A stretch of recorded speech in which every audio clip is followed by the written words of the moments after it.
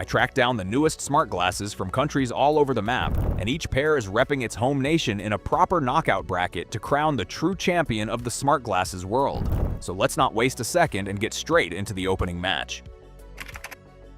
First out of the tunnel, the United States, wearing Meta's Ray-Ban Gen 2, up against China and the Rokid glasses. And here's the thing that makes this fascinating. They're chasing the same dream from opposite ends. Meta's whole game is disappearing. There's no screen in the lens, just a slick 12-megapixel camera, open-ear speakers, and Meta AI baked in, all hidden inside a frame you'd wear to dinner without a soul noticing. It's the most socially accepted pair on the planet, and the camera is the best in a display-free frame. Worth flagging too. The actual Ray-Ban name is Italian, Essilor Luxottica out of Milan, so America's really fielding the tech while Italy supplies the shirt. China, though, brings something Meta won't give you at this weight. An actual micro-LED display floating in your vision. At just 49 grams, the Rokid pops up notifications, live translation across dozens of languages, and reads it back through the speakers. And it was one of the first anywhere to run Google's Gemini natively. So what breaks the deadlock? Reliability and reach. Meta's ecosystem, its retail presence, and its rock-solid capture make it the pair most people can actually live with today. China's playing the more ambitious game, but America advances on dependability. Rokid takes a quiet flight home, and it'll be back.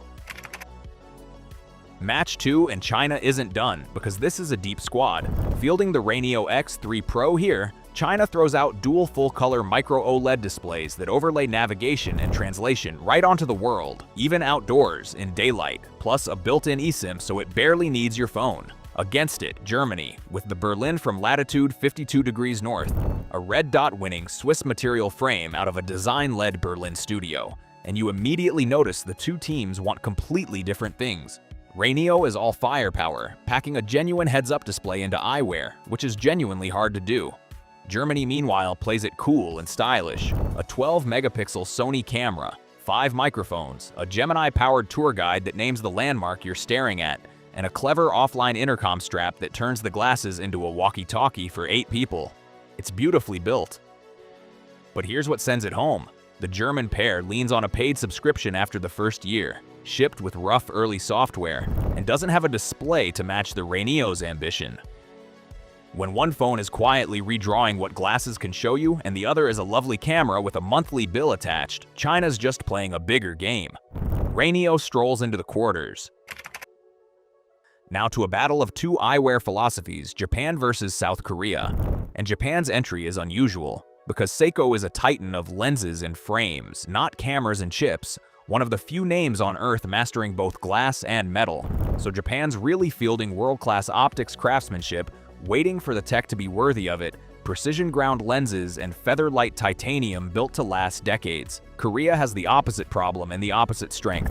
Samsung's Galaxy glasses, codenamed Jinju, aren't fully on shelves yet, but they're coming in 2026 running Android XR with Gemini, a 12-megapixel autofocus camera, directional speakers, live translation, and turn-by-turn navigation, all designed with fashion houses Gentle Monster and Warby Parker so they don't scream gadget, and rumored to land around $379 to $499. Here's the call. As lovely as Seiko's heritage is, you can't out-tech an entire Galaxy ecosystem of phones, watches, and buds that all talk to each other. Backed by Samsung's manufacturing muscle and Google's AI, Japan brings the finest frame to a fight that's being decided on software. So it kills me a little, but Korea's through and Japan heads back to the workshop. Last match of the round, and it's the United Kingdom against China one more time, because China really did enter half the bracket. Britain fields WeWalk, the London outfit that built its name, making the smart cane, and now the assistive tech that speaks the world aloud for blind and partially sighted users, navigation, obstacle awareness, and spoken surroundings done with real purpose. China counters with the X Real 1 Pro, a spatial computing monster that hangs a massive razor-sharp virtual monitor in front of your eyes, a 57-degree field of view, its own X1 chip, dimmable lenses, and Bose-tuned sound. And this is the strangest matchup of the tournament, because they're not even trying to win the same trophy. The X Real is a technical showpiece, the best portable screen you can strap to your face, aimed at gamers and desk warriors. WeWalk is a lifeline, tech built to hand somebody their independence back. On raw specs, it's no contest. The X Real is a spec sheet from the future. But this bracket is about the best smart glasses overall, and for sheer polish and jaw-drop factor, China's screen machine advances. Still, respect to Britain because it's the only pair here solving a problem that actually changes lives. The UK exits to a standing ovation.